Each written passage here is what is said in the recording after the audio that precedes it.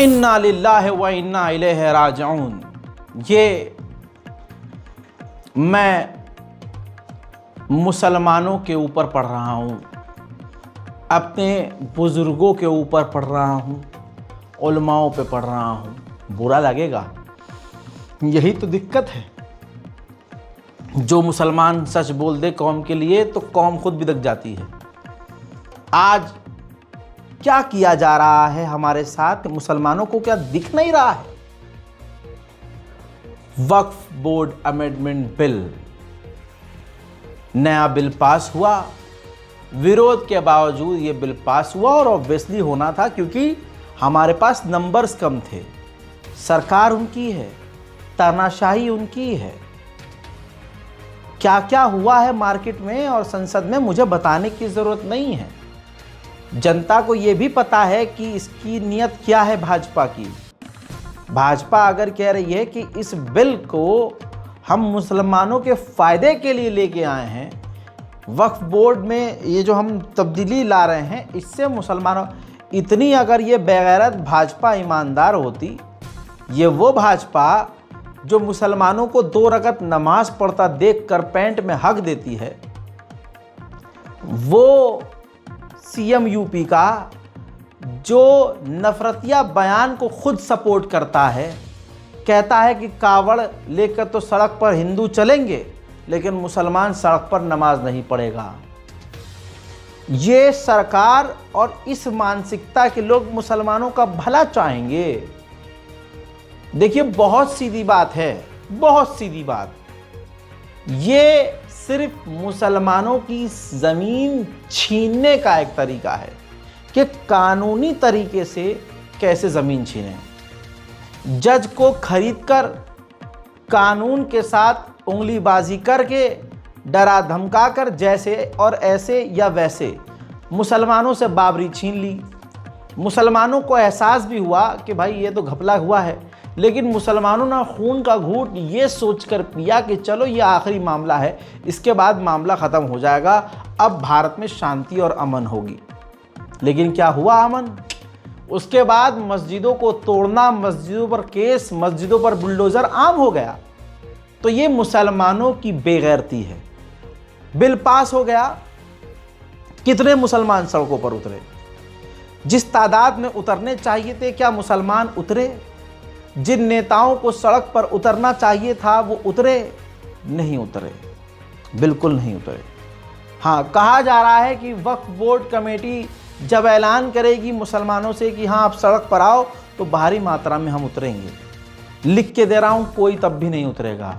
4 लोग उतर जाएंगे, 20 लोग उतर जाएंगे, CISF लग जाएगी, पुलिस कमांडर तैनात हो जाएंगे, ऑफिसर तैनात हो जाएंगे, बंदूकें लगा दी जाएंगी, मुसलमान डर जाएगा। ये वो मुसलमान है जो कहता है कि करबला में अगर हम होते, हुजूर के साथ अगर हम होते तो अपनी जान कुर्बान कर देते। यहाँ डरते हैं, अरे जेल जाना पड़ेगा, अरे घर टूट जाएगा, अरे घर टूटे तो टूटे, गोली पड़े तो पड़े, हम हक के लिए सड़क पर क्यों ना उतरें? सरकार हमारा हक छीन रही है। मैंने तो जानबूझ के नहीं किया था ये वीडियो कि क्यों बोलूं भाई मैं इन मुसलमानों के लिए जो मुझे ही कह देते हैं, राधा यार भाई तुम यार भड़का देते हो यार, तुम भड़काते हो। भड़काता हूं? तुम्हारे पिछवाड़े पर रखकर प्यास काटी जा रही है, तुम कह रहे हो भड़काता हूं? गौ रक्षा दल के नाम पर तुम्हें मार दिया जा रहा है, मैं भड़काता हूं? वो मस्जिद के आगे जाकर नचनियां नाचती हैं, वो झुंड कुत्तों का नजिस झुंड आकर मस्जिद की हुर्मत को पामाल करता है, अपने हर त्यौहार पर मस्जिद के आगे जाकर मुजरा करते हैं, और हम मुसलमान मस्जिद अगर भर जाए तो मस्जिद के बाहर नमाज नहीं पढ़ सकते हैं। मैं भड़काता हूं? संभल में मस्जिद की छत पर, घरों की छत पर नमाज नहीं पढ़ सकते, मुसलमान नमाज पढ़े सड़क पर तो लाइसेंस और पासपोर्ट जब्त हो जाए, मैं भड़काता हूं? वाह भाई वाह, बहुत बढ़िया भाई। अरे मुसलमानों कितना दोगलापंती करोगे यार। आज हमारी हालत इसलिए ऐसी हुई है क्योंकि हम शिया सुन्नी करते रहे हैं। कमेंट सेक्शन में ऐसे कई कुत्ते की नस्ल होंगी जो अभी भी शिया सुन्नी कर रही होंगी। हमसे हमारा सब कुछ छीन लिया गया। हम शिया सुन्नी करते रहे, कश्मीर में फर्जी एनकाउंटर होते रहे, हम पर कुछ फर्क नहीं पड़ा। कश्मीर में औरतों का बलात्कार हुआ, हमारी बहनों का बलात्कार किया गया, जुल्म पर जुल्म किया गया, उनके साथ सौतेला व्यवहार किया गया, उनके ऊपर छर्रा बम चलाया गया, उनके ऊपर प्लेट गन चलाई गई, लेकिन हम तब भी खामोश रहे। फिर वो जुल्म हम पर आज होने लगा। जो उन पर हो रहा था जुल्म, तब हम खामोश थे, आज हम पर जुल्म हो रहा है, वो खामोश हैं। कल किसी और पर होगा, ऐसे ही एक एक करके सबको निपटाया जाएगा। हिंदू नामी व्यक्ति सोशल मीडिया पर अल्लाह को गाली बक सकता है, मुसलमान उसके विरोध में प्रदर्शन करे तो गिरफ्तार होता है। यह सरकार मुसलमानों को सिर्फ डरा रही है, लेकिन मैं कह रहा हूं कि कब तक डरोगे, कब तक डरोगे? अरे भाई, हमारा घर तोड़ना था, तोड़ दिया। यूएपीए लगाकर मुसलमानों को जेल में सड़ाना था, सड़ा दिया। कितने मुसलमान मारेंगे ये? अरे कब उतरोगे सड़कों पे भाई? कब सवाल जवाब करोगे? सोशल मीडिया पे कब लिखोगे हमसे सब कुछ छीन लिया गया? इसीलिए मैं वीडियो नहीं कर रहा था इसको कि यार मैं क्या ही करूं, मैं क्या बोलूं। उलमा बोल रहे हैं, ओवैसी जितनी मेहनत कर रहा है कोई और नहीं कर रहा। राहुल गांधी तमाम जब मुद्दों की बात, मेन मुद्दे जब मुसलमानों की आंखें तलाश करती हैं कांग्रेस कहाँ है, तो कांग्रेस फरार नजर आती है। कांग्रेस के कुछ नेता हैं, बोलते हैं ठीक है, लेकिन राहुल गांधी कहाँ बिल में चला जाता है भाई? सच में वो पप्पू नहीं तो क्या है? नुकसान सभी दे रहे हैं, बस कोई कम दे रहा है, कोई ज्यादा दे रहा है। और आज खुले मंच से कह रहा हूं कि जबरदस्ती की ये बात फैलाई जाती है कि वोट कटुआ है ओवैसी। तो तेरा बाप क्या है, तू क्या है ये बता, तेरा जमीर क्या है, तेरी औकात क्या है ये बता। तू खुद असदुद्दीन ओवैसी के नाखून का टुकड़ा नहीं, तेरी इतनी औकात नहीं कि सोशल मीडिया पर मुसलमानों का स्टैंड ले सके, क्योंकि तेरी फटती इसलिए है क्योंकि पुलिस गिरफ्तार कर लेगी तुझे, तेरे घर पे बिल्डोजर न चल जाए। तेरी औकात सिर्फ इतनी है कि ओवैसी के खिलाफ बोल सकता है क्योंकि ओवैसी मुसलमान है। और यही किया है मोदी, योगी, अमित शाह ने पिछले कई सालों में। मुसलमान के खिलाफ मुसलमान को खड़ा कर दिया ताकि मुसलमान ताकतवर हो ही ना, और हम नंबर्स में संसद में कमजोर रहें और वो जो भी बिल लाए पास हो जाए। अंग्रेज जैसे राज कर रहे थे, फूट डालो राज करो, वैसे ही ये कर रहे हैं। जलियांवाला बाग, मैंने जब 3 साल पहले दिल्ली दंगों में, 5 साल पहले मैंने कहा था कि ये तो वो आला हाल है कि भाई जलियांवाला बाग बना रखा है, घेर के पुलिस मार देती है, तो मुझ पर एफआईआर हो गई। आज जज साहब को बताना चाहता हूं कि जज साहब, हेलो जज साहब, तब मैंने आपको सबूत वीडियो से पेश किया था, आज एडवांस सबूत पेश कर रहा हूं। आपने कहा था नहीं, अंग्रेजों का जमाना अब ये नहीं है। मैं कह रहा हूं अंग्रेजों का जमाना नहीं है, लेकिन अंग्रेजों की औलाद हैं। हजरात, शिवसेना के एक गुंडे मवाली ने खुले मंच से धमकी दी है कि इस वक्फ बोर्ड बिल, अमेंडमेंट बिल का विरोध अगर किया गया और शाहीन बाग बनाया गया तो फिर जलियांवाला बाग बना दिया जाएगा। जलियांवाला बाग में जनरल डायर ने किस तरह से भारतवासियों का नरसंहार किया था सबको पता है। तो हां, सुनो कुत्ते के बच्चों, कर दो हमारा नरसंहार, क्योंकि जनरल डायर के सामने पूरे हिंदुस्तान के लोगों ने, उसमें हिंदू, मुस्लिम, सिख, ईसाई सब मारे गए थे, सब शहीद हुए थे।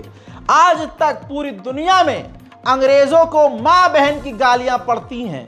हां, आज सरकार में तुम हो तो तुम्हें अपना बाप याद आ रहा है, काम तो तुम वही करोगे। आज खुले मंच से सुअर की नस्लें मुसलमानों का नरसंहार करने की धमकी दे रही हैं, लेकिन शिवसेना के इस आतंकी को कोई गिरफ्तार नहीं करेगा, क्योंकि कानून इनकी जेब में है, सरकार इनकी जेब में है, प्रशासन इनकी जेब में है, न्यायाधीश इनकी जेब में है, देश इनकी जेब में है। सुनिए इस घटिया इंसान को। सड़क पे उतरे या नाले में कूदे या गटर में कूदें। सरकार ने घोषणा कर दी है कि संसद का अधिकार है कानून बनाना, और एक बार कानून बन गया तो वो एक देश की व्यवस्था का हिस्सा है, और जिसको भी इस देश की भविष्य व्यवस्था में और संविधान में विश्वास है उसको इस कानून का पालन करना पड़ेगा। और जो लोग इस कानून का विरोध करेंगे, शाहीन बाग वगैरह बनाने की कोशिश करेंगे, वो न भूलें कि कभी भी उनका जालियांवाला बाग भी हो जाएगा, जालियांवाला बाग भी हो जाएगा, जालियांवाला बाग भी हो जाएगा। इसलिए सावधान रहें, देश में जो कानून बना है उस कानून का सम्मान करें। हाँ, आपके साथ अन्याय न हो इसका इंतजाम हम लोग करेंगे, इसका ख्याल हम अवश्य रखेंगे। जी हाँ, ये मुसलमानों के नरसंहार का ऐलान है कि मुसलमानों को काट डालेंगे, गोलियों से भून डालेंगे, यही करवाएगा अब ये। मैं कहता हूं मोदी में दम है तो फिर आर पार कर ले, कर दे ऐलान खड़ा होकर कि भाइयों बहनों आज रात 8 बजे से मुसलमानों का नरसंहार शुरू होता है, जिसको जो मेरा मार काट दो, करके दिखा ना। जब तेरे पालतू ये सब कर रहे हैं तो ये भी शर्म खत्म कर दे भाई, ऐलान कर दे खुल्लम खुल्ला कि आज नरसंहार करने जा रहे हैं हम। मुसलमान कुछ कह ही नहीं सकता, हमसे हमारा हुकूक छीने जा रहे हैं, बुलडोजर चलाए जा रहे हैं, अब मस्जिदें छीनी जा रही हैं, सब कुछ, और ये पहले ही धमका रहे हैं। मैं तो मुसलमानों से कहता हूं अब आर पार करो भाई, अब सड़क पे उतरो, सवाल तो करो। कब तक डरोगे? अरे लाठी चार्ज हो जाएगी, चूतड़ फूल जाएंगे हमारे। अरे तुम करबला में होते तो यजीद की तरफ होते, तुम करबला में होते तो अल्लाह मेरी तौबा तुम अहले बैत के कातिलों में होते, क्योंकि यजीद की फौज में कई तरह के लोग थे। एक वो जिनको रुपये का लालच था, एक वो जिनको सेना में लाठी मारकर भर्ती किया गया था, एक वो जो यजीद के कर्जदार थे। अब तुम किस कैटेगरी के हो ये सोच लो। ऐसे बहुत सारे हैं जो यजीद की तरफ थे किसी ना किसी वजह से। आज भी मुसलमान दिखने वाले ऐसे लोग आज के यजीद की तरफ हैं।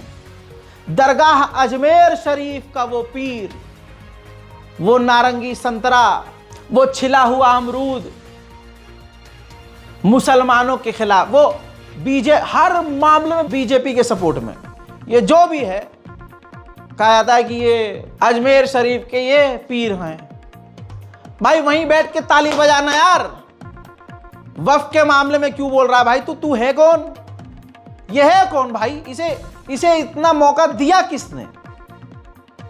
और मुसलमान इतना बेगैरत, न इनको घेरता है, न इनसे सवाल करता है, न इनका बाइकआउट करता है। भाजपा ने यही करा है। जैसे यजीद ने खरीद लिया था लोगों को, ऐसे ही भाजपा ने कईयों को और बड़ी चालाकी से खरीदा है। जैसे शिया समुदाय के एक मुल्ले को खरीद लिया। वो मुल्ला लानती बेगैरत काला अम्मामा रिदा कबा पहन के बीजेपी को सपोर्ट कर रहा है।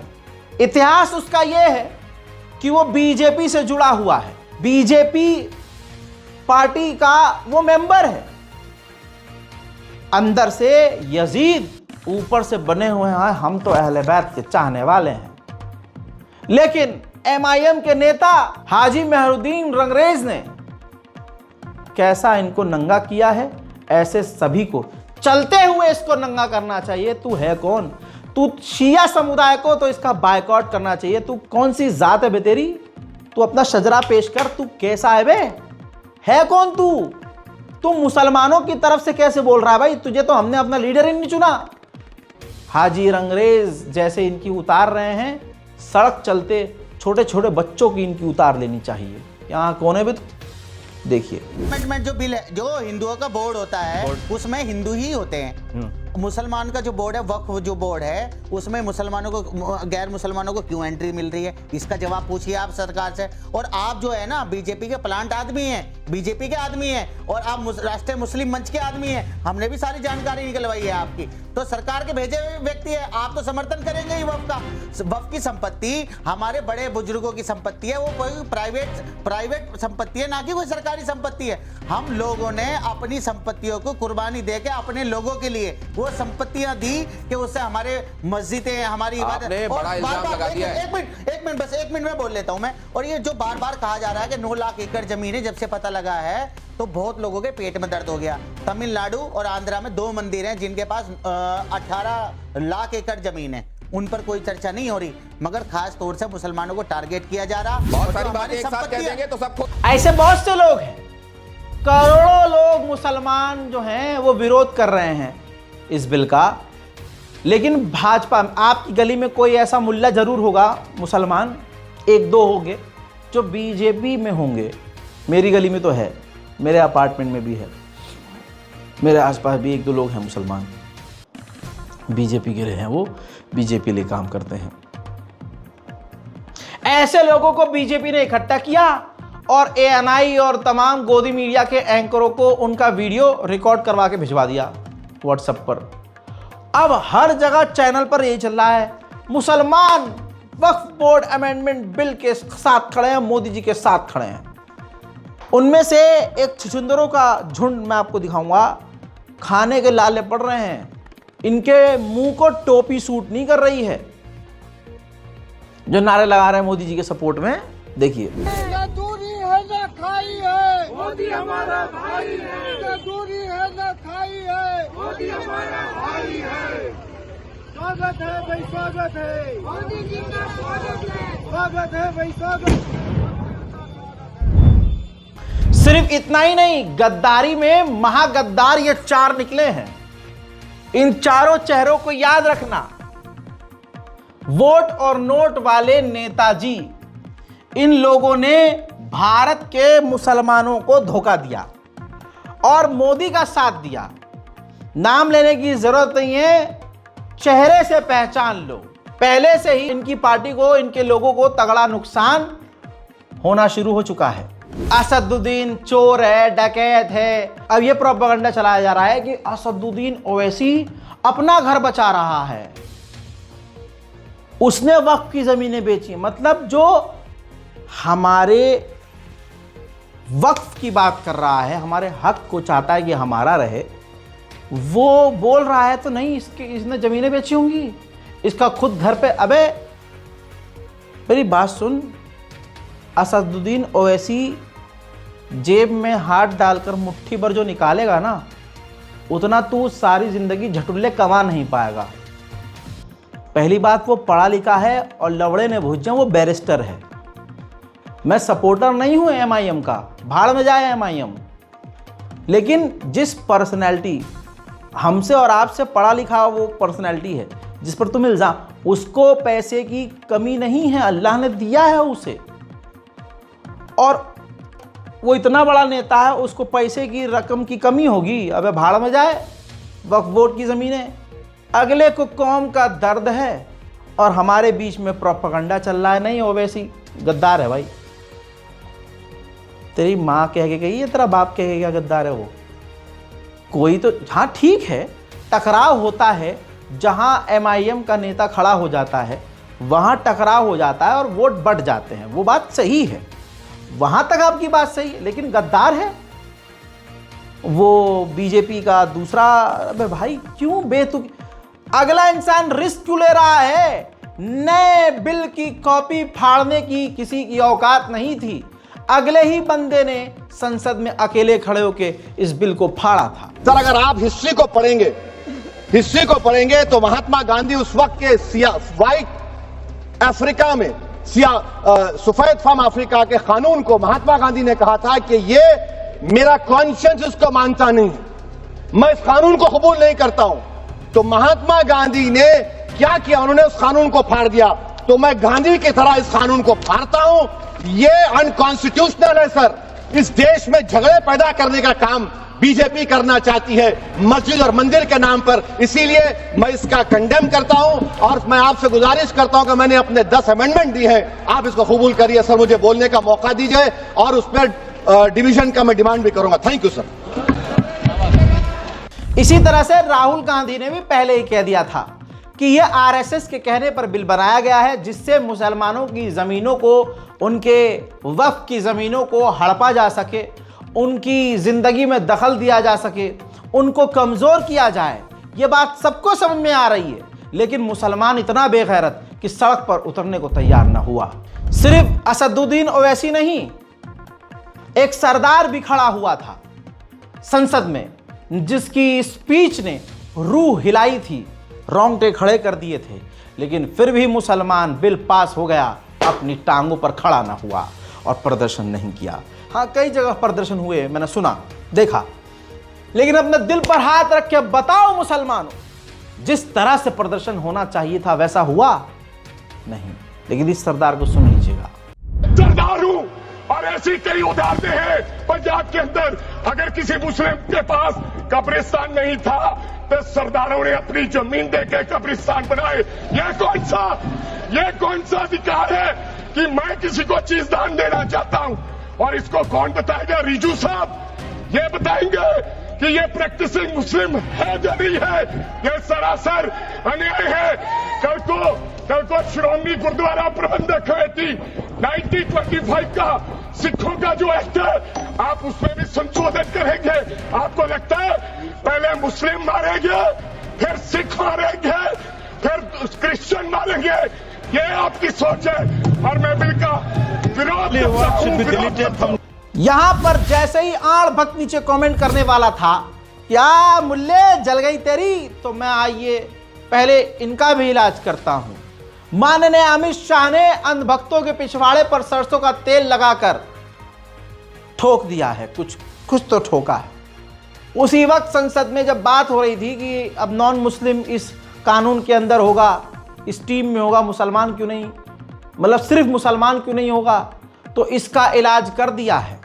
उसी वक्त माननीय अमित शाह ने कह दिया है कि नॉन मुस्लिम इसके अंदर, इस कमेटी में होगा ही नहीं। सुनिए। लगभग देश तोड़ दोगे आप लोग, तोड़ दोगे। हमने साहब, मैं अभी भी आपके माध्यम से, इस सदन के माध्यम से देश भर के मुसलमान भाइयों बहनों को कहना चाहता हूं, आपके वक़्फ में एक भी नॉन मुस्लिम नहीं आएगा। ये एक्ट में ऐसा कोई प्रावधान नहीं। और अनभक्तो कैसे हो सालो?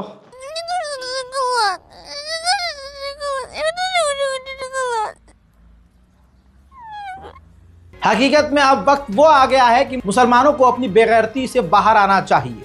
देखना चाहिए कि कौन सा अम्मामे वाला, कौन सा टोपी वाला गद्दार निकला है, उसका इलाज बेहतरीन तरीके से मुस्लिम समाज को करना चाहिए। हज़रात मोहतरम, देखना ये चाहिए कि किसने हमारा साथ दिया, किसने धोखा दिया। हज़रात, ऐसे में DMK, जी हाँ, पार्टी ने एक अच्छा फैसला लिया और कहा कि हम इस फैसले के खिलाफ सुप्रीम कोर्ट जाएंगे। और अब इस वक्त बड़ी खबर मैं आपको बता देती हूं। तमिलनाडु के मुख्यमंत्री एम.के. स्टालिन, उनका बयान आया है, ये जो वक्फ संशोधन बिल लोकसभा से जो पास हो गया है, इसके खिलाफ सुप्रीम कोर्ट जाने की तैयारी में है DMK।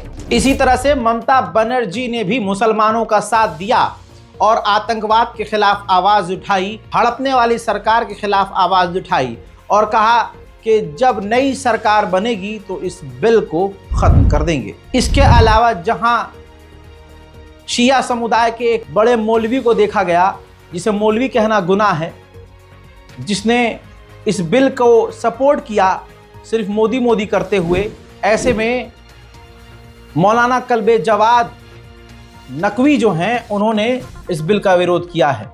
कहा कि हज़ारों किलो सोना मंदिरों में पड़ा है तो वह सोना गरीब हिंदुओं में बांट दिया जाना चाहिए। 3 मंदिरों की संपत्ति वक्फ की संपत्ति से ज़्यादा है। यदि मुसलमानों को वक्फ दे दिया जाए तो वह काफ़ी है। यानी बिल्कुल बैलेंस वाला बयान जो है मौलाना ने दिया है। और ये बताना चाहूँगा, बहुत सारे लोगों को बुरा लगेगा, मौलाना कल्बे जवाद नकवी वही इमाम हैं, वही मौलाना हैं जिन्होंने हमेशा से, अगर आपको याद हो, बीजेपी को, योगी आदित्यनाथ जी को सपोर्ट किया है और कई बार अपील भी की थी कि बीजेपी को सपोर्ट कीजिए। सवाल अब मैं मौलाना साहब से यही करूंगा, बल्कि उन तमाम लोगों से जो बीजेपी जिंदाबाद कर रहे थे और बड़े सेकुलर बनने की कोशिश कर रहे थे, कि क्या मिला। इसी तरह से जब बिल पास हो गया ज़मीन हड़पने का, तो ऐसे में जो दिल से दुखी एक व्यक्ति है, नाम है उसका असदुद्दीन ओवैसी। रोया तो नहीं वो, लेकिन हाँ, क्योंकि 2 बजे तक चल रहा था प्रोग्राम, तो भाई थका हारा इंसान अपनी आंख साफ कर रहा है, अपने पसीने पोंछ रहा है, रो तो बिल्कुल नहीं रहा है। जिसकी आंखों पर चश्मा लगा हुआ होता है, उसके आंखों में तकलीफ होती है, दर्द होता ही है। ऐसे में इनकी वीडियो को शेयर करते हुए यहाँ से आप समझ सकते हैं हिंदुत्ववादी और हिंदू आतंकवादी संगठनों की मानसिकता क्या है। उन्हीं संगठनों को खुश करने के लिए मोदी ने यह बिल पास किया है। अब देखिए, लिखता है ये cratly.in, जो मुस्लिम विरोधी कंटेंट 24 घंटे डालता है। लिखता है कि अभी से रो दिए क्या, लिखता है ये अभी से रो दिए क्या। तो इसके बाप का इतिहास में दिखा देता हूं। अपने अब्बा के बारे में ध्यान दो। रोने और पसीना पोंछने में फर्क होता है। चिचिहाकर, जबड़ा फाड़कर रोने वाले में, चश्मा उतार कर आंसू पोंछने वाले में फर्क होता है मुन्ना, फर्क होता है। मजेदार बात यह है कि इनका बेड़ा गर्क तो हो ही रहा है। इनको लग रहा है कि बहुत बढ़िया सरकार हमने चुनी है और मुसलमान दब रहा है। उधर चुपके से जो कई सालों में नहीं हुआ, वो बीजेपी की सरकार ने कर दिया है। रिपोर्ट यह है कि दिल्ली एनसीआर में 1 साल तक के लिए पटाखे बैन है। रेखा गुप्ता जी और परवेश वर्मा जी को शुक्रिया अदा करो, और कपिल मिश्रा, जिसके खिलाफ अब कोर्ट ने कह दिया है कि दिल्ली दंगों में इसकी भूमिका क्या थी, एफआईआर करो और जांच करो। 10 साल बाद दिल्ली की मांग पूरी हो गई है और दिल्ली में अब पटाखे बैन हो चुके हैं। संजय सिंह ने तो कह के ली है अच्छे से, बहुत बढ़िया तरीके से। ये वक्फ में धांधली अब करेंगे चंदा चोर। बहरहाल मैं बोलूंगा तो मजा नहीं आएगा। देखिए, राम मंदिर में घोटाला करने वाले लोग हैं, राम मंदिर की जमीन का चंदा खाने वाले लोग हैं सर। ये लोग चंदा चोरो बैठो, चंदा चोरो बैठो, बैठो चंदा चोरो, चंदा चोरो बैठ जाओ। चंदा चोरो तुम लोग चंदा चोरो, चंदा चोरो तुम लोग, चंदा चोरो, चंदा चोरो। हजरात, दूसरी तरफ वो सरकार जो कहती है कि हम मुसलमानों की तरक्की चाहते हैं, इसलिए हम ये कानून लेके आए हैं, वो लोग हैं जो कुरान को अपमान कर रहे हैं, कुरान की आयतों का अपमान कर रहे हैं, लेकिन बेगैरत मुसलमान के सीने में दर्द तक नहीं हो रहा है। बीजेपी सांसद राधा मोहन दास अग्रवाल ने अपना असली घिनौना चेहरा, अपना घटियापन, अपनी हैवानियत, मुसलमानों और इस्लाम के खिलाफ जो उसकी मानसिकता है, संसद में दिखाई। और मुसलमानों के खिलाफ तो छोड़ दीजिए, मुसलमान तो बेगैरत है, क्या ही कर लेगा मुसलमान। मुसलमान को मुंह माँ बहन की गाली कटवा बोल देते हैं, कुछ नहीं होता है, समझ रहे हो। कठमुल्ला बोल देते हैं, मुसलमान कुछ नहीं करता है, बोलता ही नहीं है, कुछ विरोधी नहीं करता है। लेकिन अब कुरान को अपमानित किया जा रहा है संसद के अंदर। देखिए, और सबसे बेहतरीन खूबसूरत बात यह है कि मुसलमानों को कोई फर्क नहीं पड़ा। मेरे एक भी प्रश्न का जवाब ये लोग नहीं दे पाए। खाली मुझे कहते थे कुरान पढ़ते हैं मौलाना है, कुरान पढ़ते हैं मौलाना है। अरे कुरान मैं पढ़ता हूँ, तुम तो मुसलमान हो, बचपन से पढ़ते हो ना। मैं पढ़ूं और बताऊं कुरान में क्या लिखा है? मार हो जाएगी, मार। ये हिंदू की बलमनसाहत है जो कुरान पढ़ के तुम्हें बताता नहीं है। अध्यक्ष महोदय, दूसरी चीज, मुसलमान तब उठता है जब सब कुछ बिक चुका होता है, मुसलमान लुट चुका होता है। बहरहाल कोलकाता के इमाम ने हिम्मत दिखाई, कोलकाता के मुसलमानों ने साबित किया कि वो मुर्दा नहीं है।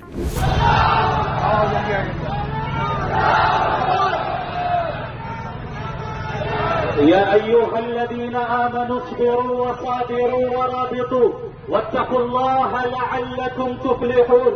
वो लोग जो ईमान ले आए, अपने महाज पर डटे रहना अल्लाह से डरते रहना ताकि तुम कामयाब हो सको। याद रखो ए मुसलमानों, हर जमाने में ऐसे लोग आए जिन्होंने इस्लाम और मुसलमानों को नुकसान पहुंचाने की कोशिश की।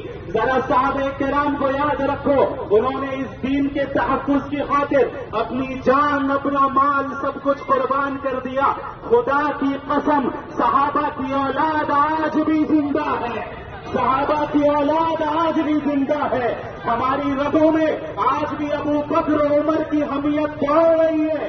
आज भी हमारी रगों में खालिद बिन वलीद का खून दौड़ता है।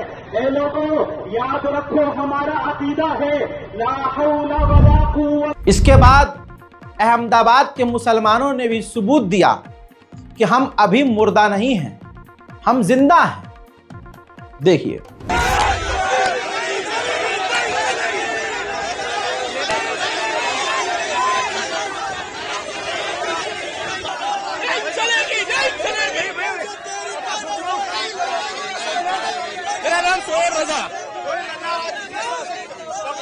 देखिए, यूसी से लेकर के और वक्फ बोर्ड को लेकर के लेकर के आ रहे हैं।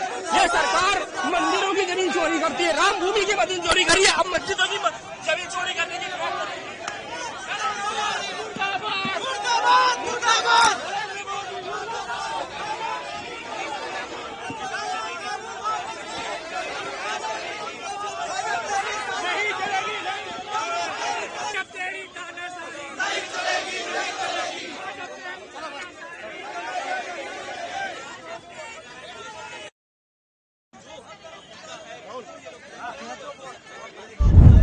उधर खबर बीच में ये आई कि सुप्रीम कोर्ट पहुंच गया है वक्फ संशोधन बिल का मामला। कांग्रेस सांसद मोहम्मद जावेद ने अर्जी लगाई है, लेकिन ये बात सबको पता है कि कोर्ट के न्यायाधीश जज भी क्या फैसला देंगे। इसके अलावा अहमदाबाद से कई तरह की तस्वीरें आई हैं जिसमें कहा गया कि डिटेन भी किया गया। वही होगा जो रूटीन है कि बिल पास करेंगे, बिल के खिलाफ सड़क पे आओगे तो या तो गोली मार देंगे, गिरफ्तार कर लेंगे, जेल में डाल देंगे। बात तो यही है, मुसलमान डरता आया है, ये डराते आए हैं, वरना औरंगजेब से इनकी हवा निकलती आई है। फैक्ट ये है जो कपिल सिब्बल ने कहा कि जितनी मुसलमानों के पास जमीनें हैं उससे कई गुना ज्यादा जमीन हिंदुओं के पास भी हैं। बट प्लीज नोट कर लीजिए Nadda ji, total area of Hindu religious institutions in Tamil Nadu, Andhra Pradesh and Telangana respectively is 4,47,000 in Tamil Nadu, 4,65,000 in Andhra, 87,000 in Telangana, 723 acres with Tirumala Tirupati Devasthanam, and thus it comes to 10 lakh acres only in 4 states. And आप कहते हैं कि देखिए औकाफ में 8 लाख एकड़ है। अरे भैया, आपके हिंदू टेम्पल्स में भी इतनी संपत्ति है, वहां आप क्या कर रहे हो? वहां आप क्या कर रहे हो? बाकी स्टेट्स में देखो ना। अच्छा, और ये नहीं कि हर धर्म में सुधार नहीं होना चाहिए, उतार होना चाहिए, मैं आपके साथ सहमत हूं। हिंदू धर्म में भी सुधार लाना चाहिए, लाना चाहिए ना, हिंदू धर्म भी सुधार लाना चाहिए। अब हिंदुओं को अच्छे से पता है कि अब मुसलमानों से हम ज़मीन भी छीन लेंगे, मुसलमान अब कब्रिस्तान जाएगा तो उसको हम दफनाने भी नहीं देंगे। हाल तो ये हो गया है कि ये कोई भी मूर्ति कब्रिस्तान की तरफ फेंक देंगे और कह देंगे ये कब्रिस्तान तो हमारा है, हमारे तो फलाना भगवान इसके यहाँ से निकले हैं। अब मतलब कुछ भी किया जाएगा, अब हमारी कोई मस्जिद हमारे हाथ में नहीं रहेगी। ये भी बात हकीकत है। अब देखिए इनका मन कितना बढ़ गया है। दंगा साफ तौर से बहुसंख्यक चाह रहा है समाज कि दंगा हो जाना चाहिए, क्योंकि पता है कि दंगे का बेहतरीन वक्त चल रहा है। सरकार इनकी है, सीएम साहब जो हैं वो खुद मुसलमानों से नफरत करते हैं, आए दिन जो है वो खुद ही जहर मुसलमानों के खिलाफ उगलते हैं। और हिंदुओं को बहकाने का सबसे बेहतरीन तरीका ये है कि दंगा करो, आज तो हम कुछ भी करेंगे, गलत काम करने पर हमारे स्टार लगाए जाएंगे, बीजेपी का टिकट मिलेगा। संभल में बमुश्किल ईद गुजरी, बहुत मुश्किल से अल्लाह अल्लाह करते हुए होली गुजरी, और ये एक समुदाय को पसंद नहीं आई। तो हिंदू समुदाय के लोग संभल की मस्जिद के अंदर पूजा पाठ करने के लिए पहुंचे। वो तो गनीमत रही पुलिस की कि पुलिस ने गिरफ्तार कर लिया, लेकिन एक वक्त आएगा कि पुलिस ही इनको लेके जाएगी, चलो पूजा कर लो। वो दिन दूर नहीं है। गिरफ्तार कर लिया संबलपुर में गिरफ्तार कर लिया है। हम पूजा करने आए थे हरिहर विष्णु मंदिर। कहाँ पर? कहाँ से आए? हम दिल्ली से आए। क्या बोल दिया पुलिस? अखिल भारतीय हिंदू महासभा। क्या बोल दिया पुलिस? मौलाना कल्बे जवाद साहब की आंखें खुल गई हैं और मैं ये कहूँगा कि ऐसे बहुत सारे लोग हैं जो बहुत देर में आंखें खोलेंगे। हज़रात मोहतरम मौलाना कल्बे जवाद साहब का बड़ा बयान आता है और कहते हैं कि कातिल ही अब जज बन गया है और इस एक लाइन में ही पूरा का पूरा सच है। हमारे बड़े बड़े उलमा कह रहे हैं सब रिलीजियस इंडोमेंट्स है, तो आप कह रहे हैं आप कौन फैसला करने वाले? हम किसी मंदिर की कह दें कि साहब ये रिलीजियस नहीं है, ये धार्मिक नहीं है, हमें हक हासिल है कहने का? तो जो कातिल है वही जज बन गया है। ये सबसे बड़ी मुसीबत है। ये ऐसा कानून तो इस कानून को आप लोग नहीं मानेंगे? अफ्रीका के जंगल में भी ऐसा कानून नहीं होता। तो आप ये जंगली कानून जो अफ्रीका ये जो है, इस कानून को सर मानेंगे या नहीं? अभी जंगल इसको बिल्कुल नहीं। ये कानून जो है काला कानून है, गद्दारी की। बिल्कुल इन्हें गद्दारी की है और ये जो इनको खरबों खरबों का फंडिंग हो रही है।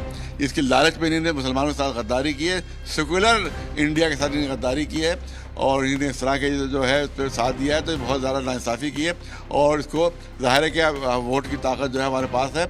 इसी वोट के ज़रिए से इनको जिताया गया, इसी वोट के ज़रिए से इनको सजा दी। डॉक्टर गिरिजा ने जो कहा है और लिखा है वो भी 100% सत्य है। लिखती हैं कि ये बताइए, बीजेपी कह रही है कि वक्फ अमेंडमेंट बिल हम लेके आए हैं मुसलमानों की बेहतरी के लिए, तो आप ये बताओ कि एक भी मुस्लिम लीडर या एक भी मंत्री, मुस्लिम मंत्री, एक भी मेंबर ऑफ पार्लियामेंट मुस्लिम इस पार्टी बीजेपी पार्टी में क्यों नहीं है? साफ जाहिर है दोस्तों, मुसलमानों की ज़मीन हमसे छीनी गई है, छीनी जाएगी और आगे क्या क्या कहानियां इसके बाद होंगी वो हम देखेंगे। इस तमाम बवाल के बाद all India Muslim personal law board ने राष्ट्रपति मुर्मू से अपॉइंटमेंट मांगा है। जहां तक मुझे यकीन है, भरोसा है मोदी जी पर, अपॉइंटमेंट नहीं मिलेगा। राष्ट्रपति भी उन्होंने ऐसा ही बनाया है कि पीछे से जो चाबी भरी जाएगी वही बोला जाएगा, लेकिन फिर भी उम्मीद पर दुनिया कायम है। देखते हैं कि आगे क्या होगा। ओवैसी साहब तो बड़ी बात कह रहे हैं कि अब संभल की मस्जिद भी नहीं बचेगी। मुसलमानों को ये चीज़ बेहतर तरीके से समझ लेनी चाहिए। एक 3D सेक्शन उन्होंने ऐड किया इस बिल में। वो 3D सेक्शन क्या कहता है सुन लीजिए जरा एक मिनट। एनी डिक्लेरेशन और notification issued under this act और under any previous act in respect of वक्फ property shall be void if such property was protected monument or protected area under Ancient Monuments Act 1904 or the ASMR Act 1958। अब इस कानून से कल जिस दिन president sign करेंगे संभल की मस्जिद वक्फ नहीं रहेगी, क्योंकि संभल की मस्जिद जो है वो एएसआई में प्रोटेक्टेड साइट है। दिसंबर 22, 1920 को और एंशिएंट मॉन्यूमेंट्स एक्ट में अप्लाई होता है। तो संभल की मस्जिद चलेगी ना वक्फ से। अब मैं झूठ बोल रहा हूं क्या बताइए? अंतर्राष्ट्रीय प्राइम टाइम शो के अंदर मैं अपने रोज ये आवाज उठा रहा था जिस पर आज कार्टून बन गया है।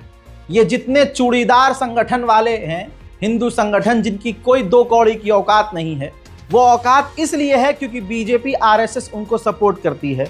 वो चाइना ने जो हमारी जमीन पर 93,40,000 जमीन जो बॉर्डर की जमीनें इलाके हमारे चीन के कब्जे में है या दूसरे लोगों के कब्जे में है, हजरात उस पर इनको नहीं भागना है। एलएसी की तरफ देखिए, ये कार्टून इशारा कर रहा है। लेकिन जो टोटल लैंड है वक्फ बोर्ड की 9 लाख एकड़, उसको हड़पने के लिए ये करोड़ों की जमीन चाइना के हत्थे छोड़कर चीख चिल्ला रहे हैं। अब जब सुप्रीम कोर्ट जा रहे हैं, कई पार्टी और एमआईएम भी जा रही है, तो सवाल किया जा रहा है भाई क्यों जा रहे हो? जब बिल बन गया, आपको पालन करना पड़ेगा। सुनिए ओवैसी का बयान इस पर। अब सुप्रीम कोर्ट किस आधार पे जा रहे हैं ओवैसी साहब? क्योंकि संसद का कानून है और फुल मेजॉरिटी आप देख ही रहे हैं, राज्यसभा लोकसभा दोनों जगह उसमें पास हो गया है। जब आप कहते हैं अनकॉन्स्टिट्यूशनल है तो गैर संवैधानिक कैसे है ओवैसी साहब ये नया कानून? ये सुप्रीम कोर्ट इसलिए जा रहे हैं क्योंकि हमको भारत का संविधान इस बात का राइट देता है और आपका इस सवाल के दोनों सदनों ने उसको पास किया है, तो आपको याद होना चाहिए कि एनजेएसी एक्ट को भी लोकसभा राज्यसभा में पास हुआ था और इत्तेफाक से लोकसभा में मैं एक वाहिद एमपी था, ओनली एमपी था जो इसको अपोज किया था। और इसलिए कि वो जब मैंने कहा था कि अनकॉन्स्टिट्यूशनल है, बाद में सुप्रीम कोर्ट ने अपना फैसला दिया कि वो उसमें इंटरफियरेंस है उनके काम में। तो सुप्रीम कोर्ट जाने का बुनियादी मकसद ये है और ग्राउंड्स ये है कि आर्टिकल 14 का राइट टू इक्वालिटी का वायलेशन है, आर्टिकल 15 का डिस्क्रिमिनेशन का इसमें वायलेशन है, आर्टिकल 25 में फ्रीडम ऑफ रिलीजन के तहत हमको अपने रिलीजन पे प्रैक्टिस करने नहीं दिया जा रहा है, और आर्टिकल 26 जिस हर रिलीजियस डिनोमिनेशन को राइट देता है कि अपने रिलीजियस अफेयर्स और चैरिटेबल अफेयर्स को कायम करें, मैनेज करें और मूवेबल इमूवेबल प्रॉपर्टीज लें। तो ये और आर्टिकल 29 कल्चर का एक प्रोटेक्शन है। तो ये बुनियादी चीजें होंगी उसमें। दूसरी तरफ जो गोदी मीडिया एक भी सच मुसलमानों का नहीं दिखा रहा है, मुसलमानों की तरफ से कोई बयान नहीं दिखा रहा है, मुसलमानों के लिए कोई चैनल नहीं बोल रहा है, वहां गोदी मीडिया का टॉप लेवल का एबीपी न्यूज की एक महिला पत्रकार, अल्लाह इसकी जिंदगी को, प्रतिमा मिश्रा की जिंदगी को सलामत रखे, अंधभक्त की गोली और हमलों और उनकी गंदी नीयत से प्रतिमा मिश्रा को अल्लाह सलामत रखे, भाजपा के आतंक से प्रतिमा मिश्रा को सलामत रखे, हुजूर के सदके में अल्लाह इन्हें सलामत रखे। मेरी तो दिल से ये दुआ है। प्रतिमा मिश्रा ने जो बैंड बजाया है अंधभक्तों का, दिन में तारे नजर आ गए हैं और जल्द अल्लाह ना करे बीजेपी कोई एक्शन ले ले इनके खिलाफ। पिछले कुछ समय से आपने एक चीज देखी होगी और वो है त्योहारों पर राजनीतिक तनाव और गर्मागर्मी। नवरात्र हो, ईद हो या फिर होली हो, हर बार त्योहार से पहले राजनीतिक पार्टियों में नफरती बयानबाजी की होड़ लग जाती है। एक पक्ष एक समुदाय को निशाना बनाता है तो दूसरे पक्ष के खिलाफ आग उगलता है। कुल मिलाकर देखा जाए तो सभी दलों में एक दूसरे से आगे निकलने की होड़ मची हुई है। सवाल यह है कि क्या हमारे देश में त्योहार पॉलिटिकल टूल बन गए हैं? क्या अब हमारे देश में कोई भी त्योहार बिना विवाद के नहीं मनाए जा सकते? त्योहारों को ही राजनीतिक दल क्यों टारगेट कर रहे हैं? क्या त्योहारों पर बवाल कराकर लोगों को बांटने की कोशिश की जा रही है? अब राम नवमी को लेकर भी ऐसा ही कुछ हो रहा है। इस बीच आज कलकत्ता हाईकोर्ट ने हावड़ा में राम नवमी शोभा यात्रा को अनुमति दे दी है। कोर्ट ने कहा है कि शोभा यात्रा के दौरान शस्त्र ले जाने की अनुमति नहीं होगी, साथ ही शोभा यात्रा के दौरान सुरक्षा के कड़े इंतजाम रहेंगे। अब जरूर कोई ना कोई बड़ा कांड किया जाएगा कि वक्फ बोर्ड वाले इस बिल से मुसलमानों का ध्यान हट जाए।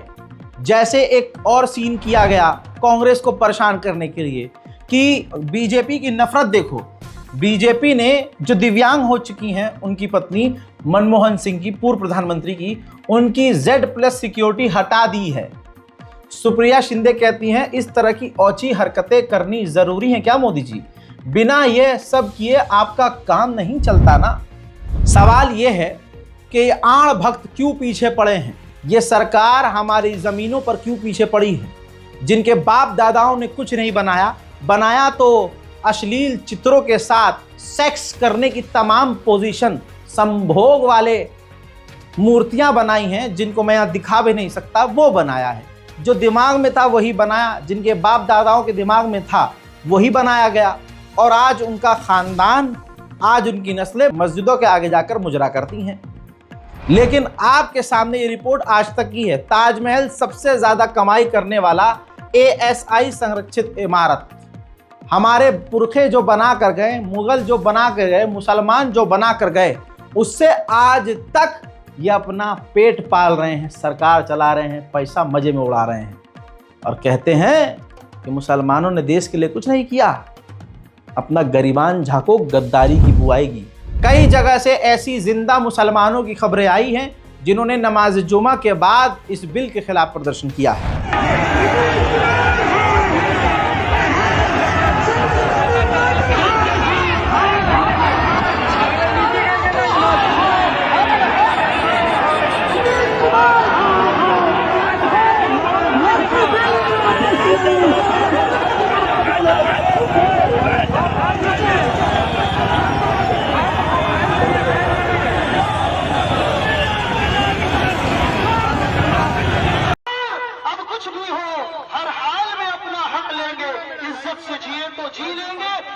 शहादत पी लेंगे। भाई आज जो आप यहाँ खड़े हैं, ये बिल को हम वापस करने में इंशाअल्लाह कोशिश कर रहे हैं। करना नहीं करना ज़ात अल्लाह की है। इंशाअल्लाह। खबर ये आई है कि पश्चिम बंगाल के मुसलमानों का ज़मीर जिंदा है। उन्होंने भी सड़क पर उतरकर इस काले कानून के खिलाफ विरोध जताया।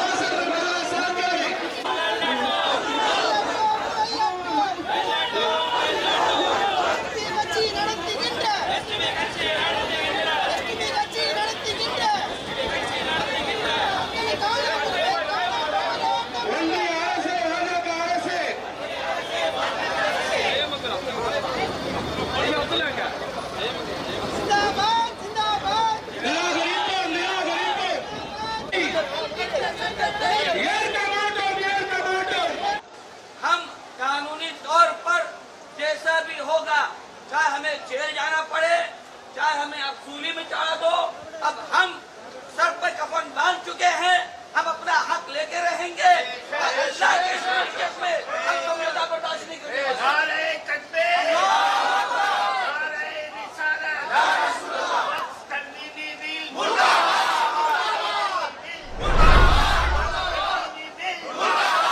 उधर all India Muslim personal law board ने कहा है कि अभी आप शांति बनाकर रखें, अपील की है कि शांति बनाकर रखें, और जब हम प्रदर्शन करने का ऐलान करेंगे, विरोध प्रदर्शन करने का ऐलान करेंगे, तो आप भारी तादाद में आइए। अरे भाई, नहीं आएगा कोई मुसलमान, क्यों आएगा?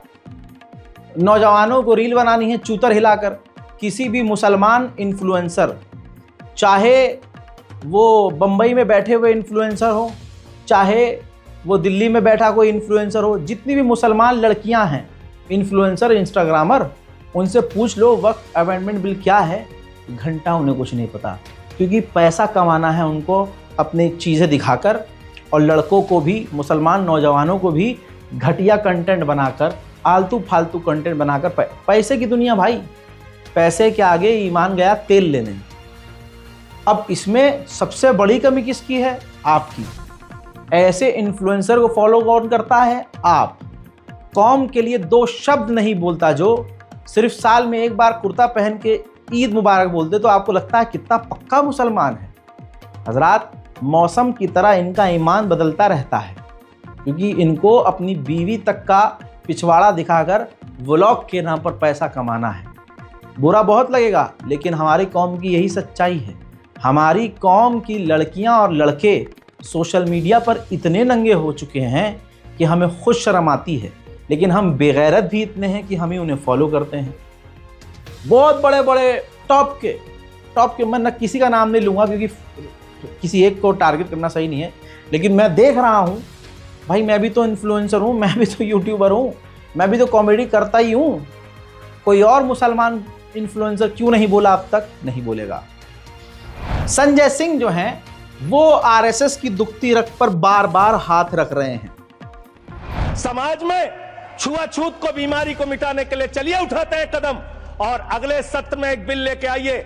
जितने भी हिंदुओं की कमेटियां हैं, ट्रस्ट है, बोर्ड है, उन सारे ट्रस्ट और कमेटियों में 80% आरक्षण दलित, आदिवासी और पिछड़े हिंदुओं को दीजिए। मैं समर्थन करूंगा आपका, माला पहनाऊंगा आपको। आप पिछड़ों का भला करने की बात करते हैं, आप दलितों का भला करने की बात करते हैं। आपकी मातृ संस्था आरएसएस 100 साल तक आपने एक भी दलित, पिछड़ा और आदिवासी, एक भी महिला को आज तक आरएसएस का प्रमुख नहीं बनाया। आप दलितों और पिछड़ों और आदिवासियों आरएसएस के बारे में करने की बात करते हैं। उधर लखनऊ के ऐतिहासिक टीले वाले मस्जिद के इमाम ने भी इस वक्फ बोर्ड अमेंडमेंट बिल का विरोध किया है। जो कुछ कहा है आज तक के सोर्स से सुनिए। हमने और मुस्लिम पर्सनल लॉ बोर्ड ने अपील की थी कि ये जो वक्फ तरमीमी बिल 2024 है, इसको ना पास किया जाए। प्राइम मिनिस्टर ऑफ इंडिया से ये अपील की गई थी, मगर वो मंजूर हो चुका है बिल।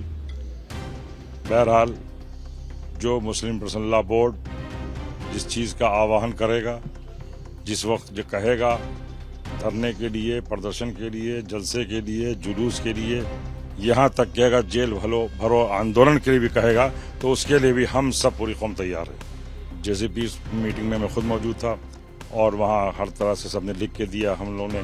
उसके बाद में जो लिख के दिया गया था उसमें पूरी तरह से बात को न माना गया न समझा गया। आगे की रणनीति अभी all India Muslim personal law board का इंतजार, मुस्लिम पर्सनल लॉ बोर्ड का इंतजार हो रहा है। वो जो भी फैसला लेगा वो हम सबको कबूल है। बात सीधी ये है कि सभी मुसलमानों को अच्छे से पता है कि सरकार क्या कर रही है। पहले हमारा पैर काटा, फिर हमारे घुटने काटे, फिर हमारी कमर तक आया। ये जहर बढ़ते बढ़ते, ये नुकसान पहुंचाते पहुंचाते हम अब दलदल में इतना डूब चुके हैं। लेकिन इसके बावजूद अगर मुसलमान नहीं उठा तो फिर समझ लो क्या होना है। ये देख लीजिए, आतंक योगी सरकार का देखिए। वक्फ बिल पास होते ही योगी सरकार ने एक खतरनाक फैसला लिया है। ये फेक न्यूज नहीं है, आज तक पर है, बड़ी चुपके से ये काम हो रहा है। दोस्तों, यूपी में बड़े पैमाने पर तालाब, पोखर, खेत खलियान और ग्राम समाज की जमीनों को भी वक्फ किया गया था, जिसे सरकार ने अवैध मान लिया है। कह दिया अवैध भाई है ही नहीं है। अधिकारियों का कहना है कि सरकारी जमीन, ग्राम समाज की जमीन और सार्वजनिक संपत्तियां, यानी पब्लिक के लिए जो संपत्तियां हैं, किसी भी सूरत में वक्फ को नहीं दी जा सकती, वक्फ की नहीं मानी जाएंगी। और योगी जी ने यह आदेश दिया है अधिकारियों को कि ऐसे प्रॉपर्टीज को जब्त करना शुरू कर दो जिसके डॉक्यूमेंट कंप्लीट ना हो। और वही तालाब, खेत, पोखर, सीधी बात यह है, पहले के ज़माने में जब योगी जी पैदा भी नहीं होंगे, उनके योगी जी के वालिद भी पैदा नहीं होंगे, तब से अगर किसी मुसलमान ने, किसी बादशाह ने या किसी अमीर मुसलमान ने कोई ज़मीन जो है अल्लाह के नाम दे दी, उस ज़माने में तो कंप्यूटर नहीं था, पुराने कागज़ात और मस्जिद और पुराने जो बड़े बड़े किले बने हुए हैं या पुरानी ज़मीनें हैं, उनके कागज़ात तो कोई संभाल के रखता नहीं। जो पब्लिक के लिए ज़मीन है, जो मस्जिद है, मदरसा है, इमाम बाड़ा है, भाई पहले तो ऐसा नफरत नहीं था ना, तो कौन कागज़ संभाल के रखता था। तो अब याद रखिएगा, अब कागज़ दिखा भी दोगे तो योगी जी कहेंगे ये कागज़ मज़ा नहीं आ रहा, हम नहीं मान रहे ये कागज़ है। ये उर्दू में, उर्दू तो देख के वैसे ही योगी जी को नहीं हटाओ, या उर्दू हटाओ, हटाओ उर्दू हटाओ, या उर्दू नहीं मानी जाएगी प्रदेश में, नहीं नहीं नहीं, ये होगा। तो मुसलमान बेवकूफ़ी कर रहा है। अभी इस बिल पर साइन नहीं हुआ और उधर योगी ने खेल शुरू कर दिया।